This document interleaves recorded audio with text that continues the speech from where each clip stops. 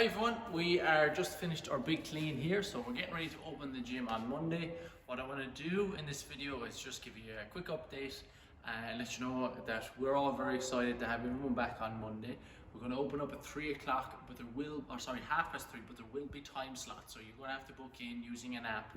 And we'll detail all that in emails, and we'll put it together on a web page as well that'll just describe it in detail for everyone. I know there's going to be some bumps in the road this week with just these new systems that are put in place, but we're here to give you a hand. So what I'm going to do now is I'm going to talk you through what to expect, when you come in the door. So first of all, you're going to get a temperature check. I thought we might have had a visitor. You walk in the door, we'll do a temperature check on you. Obviously, if you've got a high temperature, we're going to ask you to return home. Do not show up, obviously, if you've got signs or symptoms of COVID-19, and talk to your doctor, etc. So from there, once you go up the stairs, we're going to get everyone to wash their hands.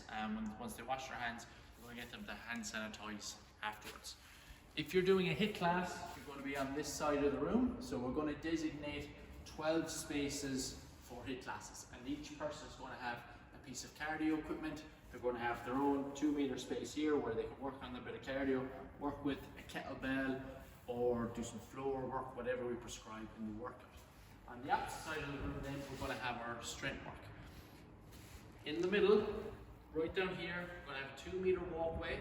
So as you come in the door, wash the hands in the change room, there'll be a little station here where you can pump some hand sanitizer on, and then you'll walk along and you'll slide into whatever station you're using for the HIIT session. Everyone will have the HIIT workout written on the windowsill, so you won't have to huddle around the board, and the coach will be able to describe it for you. We're also going to send you out the HIIT workouts early. I'd send you out any strength workouts early so that you have time to read them at home. So when you get to the gym, it's a little fresher in mind and you kind of have an idea of what you're doing. You'll be able to pick up a kettlebell or a dumbbell or whatever you need to use for that as well. On the far side then, so as I said, we'll have a 2-meter strip down here. We're going to mark this all on the floor. We're just giving the floor one final wash before we put the markings down. But on this side, you'll be assigned again a station. So this will be one station. Everyone will have their own bar, their own bench, and access to their own bumper plates. You will be allowed to access the dumbbells and bring them over to your station to do whatever dumbbell work you need to do. And as I said, everyone is going to have their own little slot, so you know for sure that whenever you come in, this is my space and this is where I can do whatever work I need to do. We're going to be implementing let me try and get this right now. We're going to be implementing a unused, in use and used policy in terms of equipment. So whenever you come in on your time slot, the gym will be open for an hour and then closed for half an hour. Open for an hour, closed for half an hour. During that half an hour of closing, it's basically just cleaning, and all the equipment will be wiped down and sanitized so that you know that that's an unused piece of equipment. So when you come in, when you go to your station, your piece of cardio equipment is unused, your kettlebell that you've selected for your station is unused, or your bar and your bench is unused.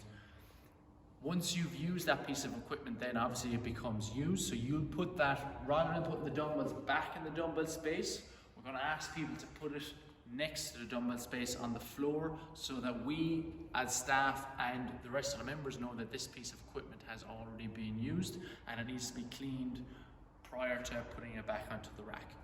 So let's say, for example, I'm working here in the station, right? I use this bumper plate. I'm not going to touch it now because we just cleaned it. I take it off, I rack it, I do my couple of sets for that. Rather than putting that bumper plate back on the rack for someone else to potentially pick it up and use it, we're going to ask you to leave that bumper plate on the floor.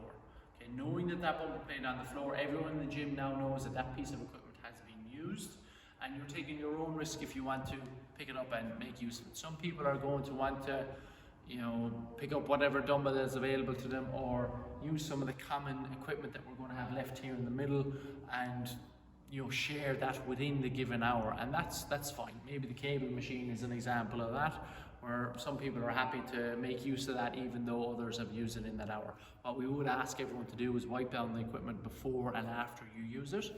We're asking everyone to bring a towel and a yoga mat with them. So a towel and a yoga mat.